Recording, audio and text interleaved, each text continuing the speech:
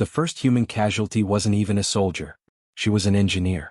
Alana Kessler had been overseeing orbital defense systems *** when the blast wave struck, shattering her station's protective shields like glass. The last thing her crew saw before the transmission cut was her expression. Not fear, not panic, but something colder. Rage. That was humanity's introduction to the Dracian hierarchy. The attack came without warning. A fleet of biometallic warships emerged from slip space just beyond Earth's outer colonies, wiping out 3 orbital platforms and a civilian research station ***. In the first 7 minutes, the Directions hadn't bothered with diplomacy. They never even sent a message. But what they didn't know, what they should have Googled first, was that humans don't break. They get angry. And then, they get even. The first mistake. Dracian Command had assumed Earth was a soft target. They were wrong. They had miscalculated in 3 critical ways. 1. They thought humans would surrender quickly. 2. They thought their superior technology would guarantee victory. 3. They had never fought anyone like us before. The Directions were apex conquerors, an empire that had spent thousands of years absorbing lesser species. Most never fought back. Why would they? Resistance only meant obliteration. The humans, however, had a very different reaction. 72 hours after the first strike, the Dracian flagship, Tyrannis, sat in high orbit over Luna Base, preparing for the final bombardment. Their admiral, Zerath Var, watched from his command throne, utterly unimpressed by humanity's defense. They deploy primitive kinetic weapons. Their fleets are disorganized. Their military structure is laughable, Var sneered to his second-in-command, Strategos Myron. A species barely unified under one government, yet they think they can fight us? The Strategos nodded.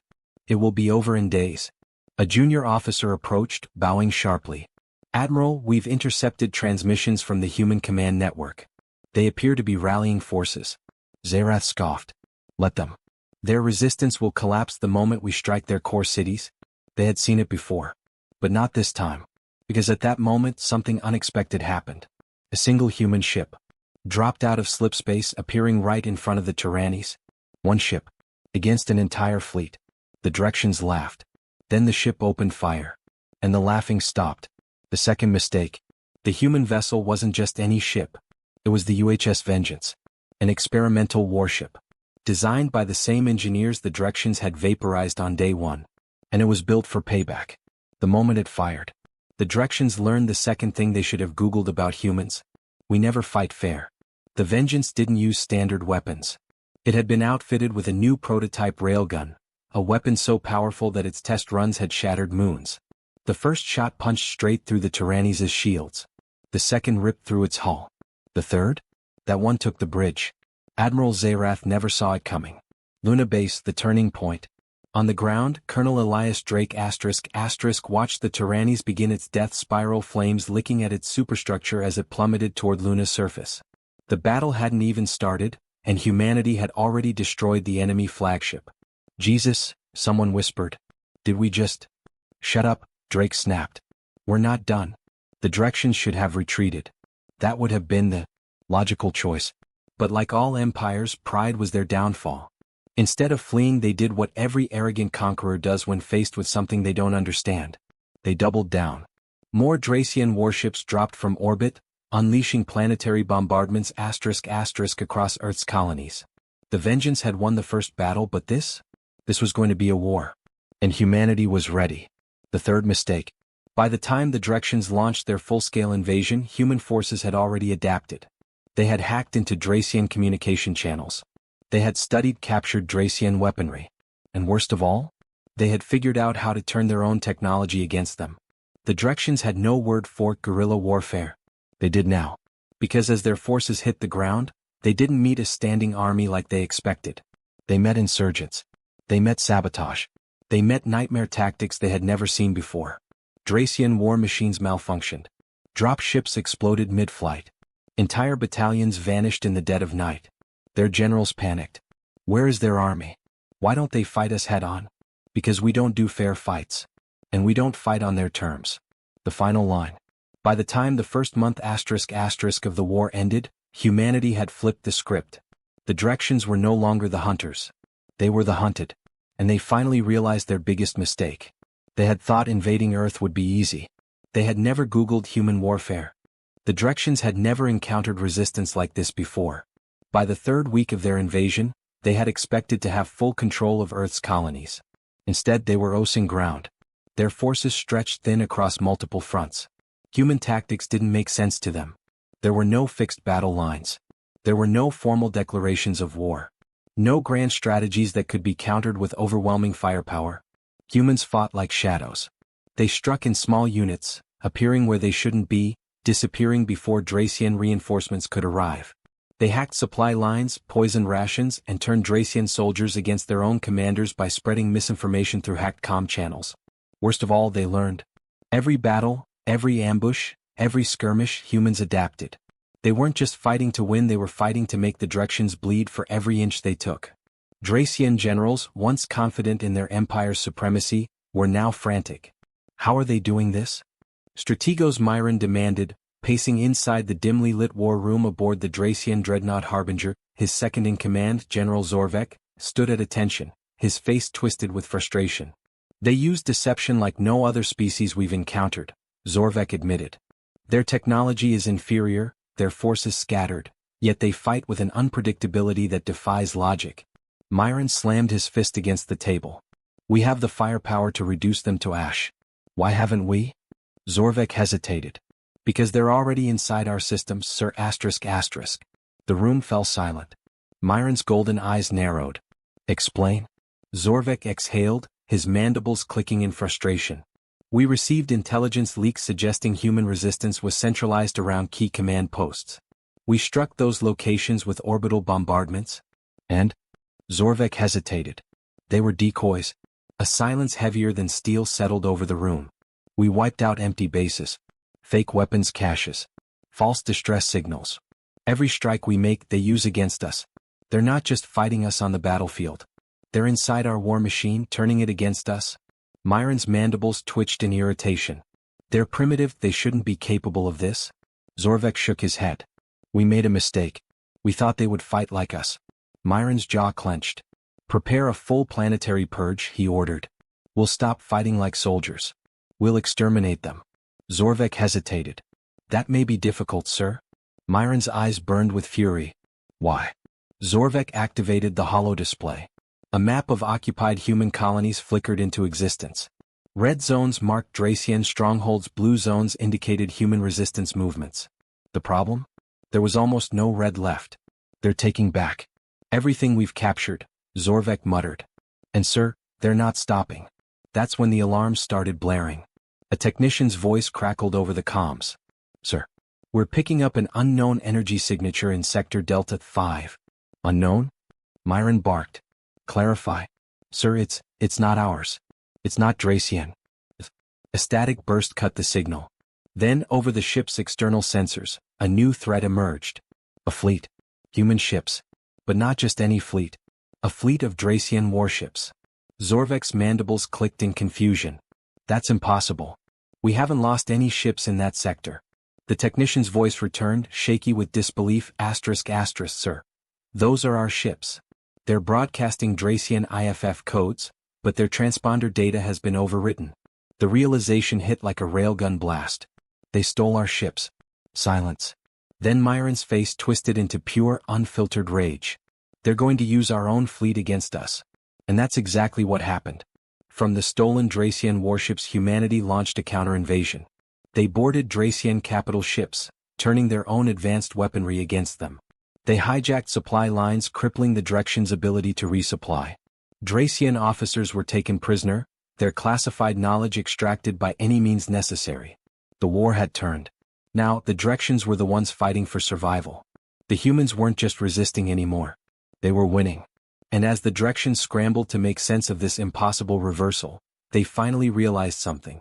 They had never Googled human warfare. And it was going to cost them everything. The war had flipped. What started as a planetary invasion had turned into a slow, methodical butchering of the Dracian forces. Their fleets were fractured, their supply lines cut, their war machine crippled from the inside. They were being hunted on every front, and the humans had made one thing very clear. ***, this was no longer a war of defense. This was extermination. And yet, even in the face of total collapse, the Drexians refused to retreat. They were an empire. Empires did not flee. They burned. That was the Dracian way. The Harbinger, now the last remaining command vessel, hovered over Earth, surrounded by the shattered remains of the once dominant fleet. Strategos Myron stood on the bridge, staring at the planet below through the reinforced viewport. It should have been theirs by now. Earth should have been another conquered world in the hierarchy. Instead, it was still standing. He turned to General Zorvek, his mandibles tightening with frustration. "Tell me the status of the final bombardment array." Zorvek hesitated. That alone was a bad sign. "Sir," he pulled up the tactical display. "The array has been compromised." Myron frowned. "Explain?" Zorvek's voice lowered, his tone filled with something the Strategos had never heard from him before. "Dread. The humans took it." The words didn't make sense at first. The planetary bombardment array was a Dracian superweapon, positioned just beyond Mars, capable of wiping out entire continents in a single pulse. It had been their trump card, the fallback plan if ground operations failed. And now it was under human control. "Impossible," Myron snapped. "They don't have the capability to seize a planetary-class weapon." Zorvek swallowed hard. "They do now." Silence. Then the comms terminal flared to life. A new voice crackled through the speakers, calm, composed, and very, very human. "Strategos Myron, this is Colonel Elias Drake of the United Human Defense Forces. I imagine this is the part where you'd normally demand our surrender." Myron's jaw clenched. "You speak as if you have already won." The human chuckled. "Oh, we have." The holographic display shifted, showing a real-time feed from the bombardment array. The humans hadn't just taken control of it. They had reprogrammed. The targeting system had been flipped. It was now aimed directly at the Harbinger. Myron's blood ran cold. Zorvek took a step back. "Stand down, humans," Myron growled. "You don't understand what you're doing." "Oh, I think we do," Drake said casually. "You came here expecting a clean victory. You thought we'd roll over and accept our fate." The colonel's voice darkened. "But the thing is, Myron, you never stopped to ask what we were willing to do to survive." The targeting system beeped. The bombardment array was charged. "Final chance," Drake said. "You leave. Now. Or we pull the trigger." Zorvek's breathing was heavy. "Sir, we have to retreat." Myron's claws dug into the console. He had fought hundreds of wars, conquered dozens of planets. He had never lost. Until now. Until humanity. He looked one last time at the world he had tried to claim. Then he turned away. "All ships," he muttered, voice hollow. "Fall back." The Dracian fleet, what little was left of it, began the retreat. For the first time in their empire's history, they had lost a war. And as they fled, humanity's last transmission followed them into the void. Next time, Google us first. The directions were gone. The moment their fleet vanished into slip space, a deafening silence settled over the battlefield. Earth, scarred and battered but undefeated, stood resilient against the stars. The war was over. Humanity had won. But victory had a cost. Colonel Elias Drake watched from the bridge of the UHS Vengeance as the last of the Dracian ships blinked out of existence. His grip tightened on the console. His face, streaked with exhaustion, held no joy, just a quiet, calculating certainty. "They'll be back," he muttered. Commander Halstead, standing at his side, nodded grimly. "Not soon. But eventually." Drake exhaled, turning to the tactical readouts. Earth's orbital defenses were in shambles. The colonies had suffered catastrophic losses. Entire cities had been reduced to rubble. And yet, against all odds, humanity had endured. A transmission came through the comms. It was from Luna Base, still operational despite the damage it had taken. General Calloway's voice crackled over the channel. "Colonel Drake," she said, the weight of the war evident in her tone. "I hope you realize what you've done." Drake wiped the sweat from his brow. "We survived." Calloway's pause was long. "We did more than that." Her words settled over the bridge like a lead weight. Humanity hadn't just survived. They had rewritten the rules of war. They had taken an empire's invasion and turned it into their own proving ground. They had taken the enemy's fleets, their technology, their strategies, and made them their own. They had exposed the weakness of an empire that had never considered what humans were truly capable of. And that revelation would spread. Drake knew it. The directions wouldn't be the last. Other alien species would take notice. Some would fear them. Others would seek alliances. And a few, the truly foolish ones, would try to do what the directions had done. They would come to conquer. And they would fail. Rebuilding was slow. The cities left in ruin had to be restored, and those who had lost their homes found themselves refugees on their own world. The death toll was staggering, and there were days when the weight of it all felt unbearable. Yet humanity moved forward as they always had.